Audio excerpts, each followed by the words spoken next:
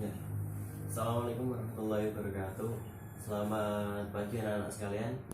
Semoga selalu diberi kesehatan agar kita dapat belajar dengan lancar. Pada pertemuan kali ini saya akan membahas mengenai rancangan penelitian sosial. Pasti dari adik-adik sekalian sedikit banyak tahu nih mengenai penelitian atau pernah dengar sebelumnya mengenai apa itu penelitian. Oke, untuk pertemuan kali ini saya akan menggunakan alat bantu yaitu PowerPoint yang akan kita gunakan untuk pertemuan hari ini agar memudahkan adik-adik sekalian memahami materi pembelajaran pada hari ini. Oke, langsung saja untuk materi yang akan saya bawakan yaitu mengenai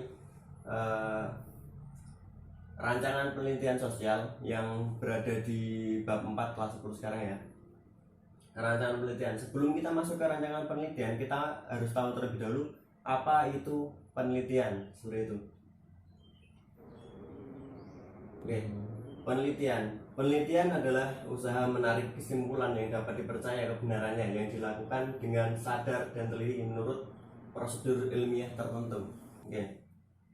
Penelitian sendiri itu sebuah riset yang dilakukan atau penelitian untuk mencari tahu kebenaran yang diinginkan. Ketika menemukan suatu masalah, maka hal tersebut bisa dijadikan penelitian atau riset untuk kita ketahui kebenarannya, seperti itu.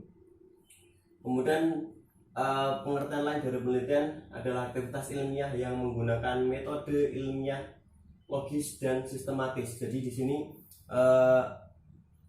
penelitian itu menggunakan metode ilmiah yang logis atau bisa dipahami oleh semua masyarakat, sehingga tidak melalui hanya bayang-bayang semata, tetap kita bisa melihat hasil realnya melalui penelitian tersebut.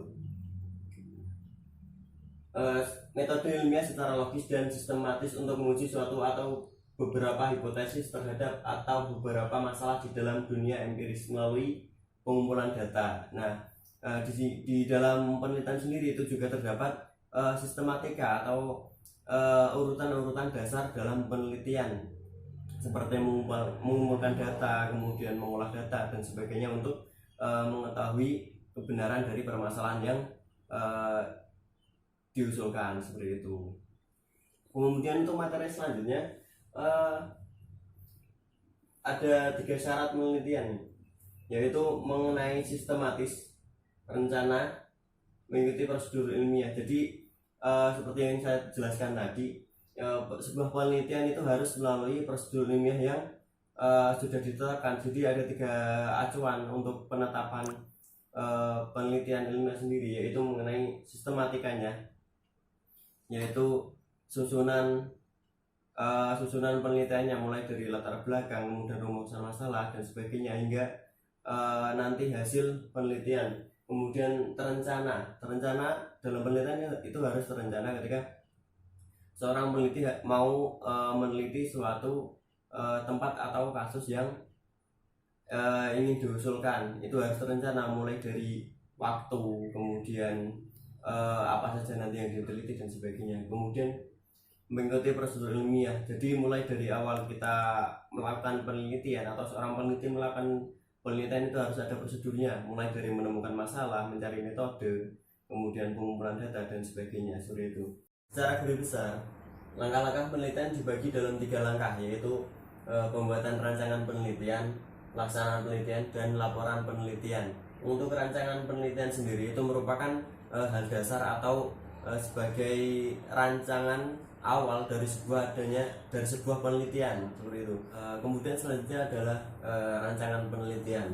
Pada umumnya rancangan penelitian terdiri dari 8 bagian besar, yaitu diantaranya adalah penelitian terdahulu, latar belakang masalah, rumusan masalah, pertanyaan penelitian, tujuan dan manfaat penelitian, kemudian landasan teori, hipotesis atau dugaan sementara. Kemudian ada metodologi penelitian.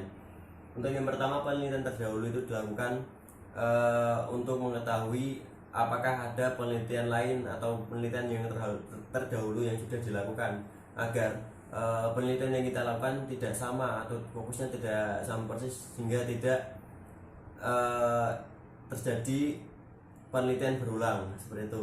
Kemudian latar belakang masalah itu berisikan tentang fakta-fakta yang ada di masyarakat yang akan membawa kita pada rumusan masalah atau permasalahan yang kita usulkan. Kemudian ada perumusan masalah yang di sini perumusan masalah itu pusat pemikiran dari sebuah penelitian, di mana penelitian dilakukan itu akibat dari adanya suatu permasalahan yang ditemukan.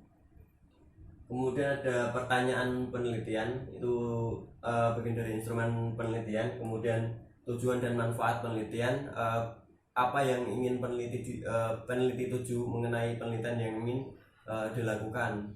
Kemudian ada landasan teori untuk memperkuat argumen atau memperkuat penelitian yang dilakukan.